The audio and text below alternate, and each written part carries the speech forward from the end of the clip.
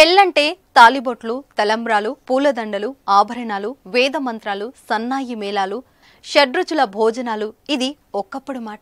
ఇప్పుడు ట్రెండ్ మారింది. వివాహానికి హంగులు తోడయ్యాయి.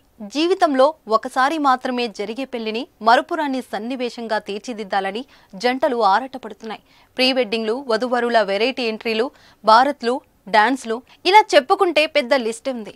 ఎవరి క్రియేటివిటీ వారు బయటకు తీస్తున్నారు. మరికొందరు మాత్రం అత్యుత్సాహం ప్రదర్శించి వార్తల్లో నిలుస్తున్నారు. గజం కేవలం 4500 రూపాయలతో 165 గజాల భూమి కేవలం 8 లక్షలు మాత్రమే. తాజాగా ఓ వధువరులు పెళ్లి వేదిక పైన గన్తో కాల్పులు జరిపి హల్చల్ చేశారు.